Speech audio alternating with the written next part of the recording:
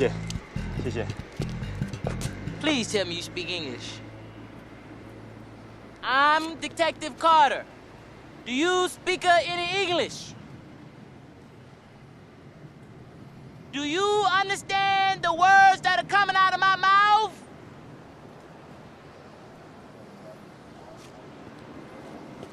I cannot believe this. I was going to say this next one is so interesting to me because you would think that it's just obvious, that you don't have to tell people this one. But you know what? Working with couples over the years, you would be amazed at how many couples don't follow this, and it's communication. You got to Effective communication. Now, here's the thing. A lot of people think that they are communicating, but they're not. They're not. They're not. They're talking at each other, but they're not talking to each other. And that's the part. Communication is only communication is when you have a sender and a receiver. Okay. That's all okay. right. I teach organizational behavior. I'm like, okay. Oh, you got a sender and a receiver. Effective communication. It amazed me when we first started working with couples, how many couples would go days and weeks and not talk to each other. Oh, man. How many couples didn't communicate about their goals in their, I mean, we always talked about where we want to go, what we want out of life, what we're believing God for.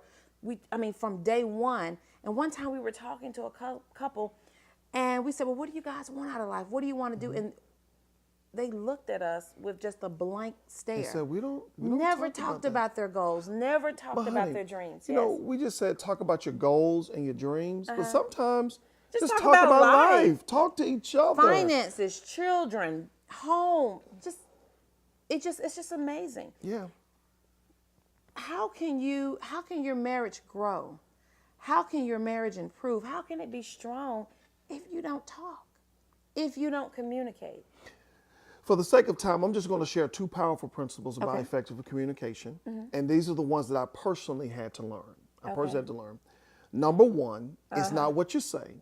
It's how you say what you say.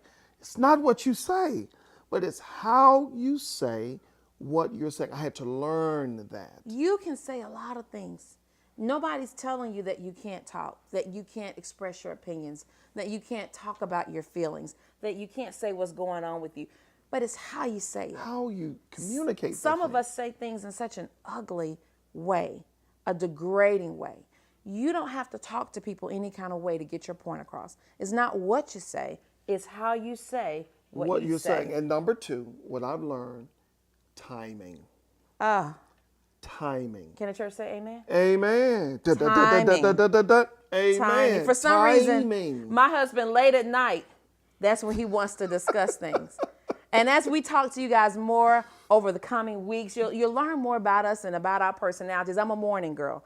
Early in the morning, I rise. Late at night, timing. You got to just know timing. Right. When that person, we call it in organizational behavior, emotional intelligence. Just knowing how to read people. Knowing when is the best time to share information and talk about things. And when they're going to be more receptive.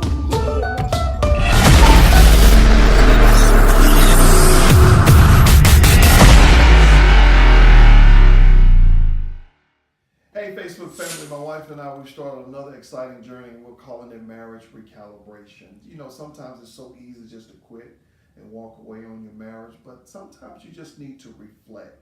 Begin to look back over past mistakes and something that may have happened and just restart. Start again. Give it another shot. Give it another chance. And just recalibrate your marriage. Don't quit. Don't give up. Don't allow the pressures of life to cause you to walk away. Just recalibrate. Just recalibrate. Meet us here every Thursday. I'm telling you, your life will never be the same. Let's give them something to talk about.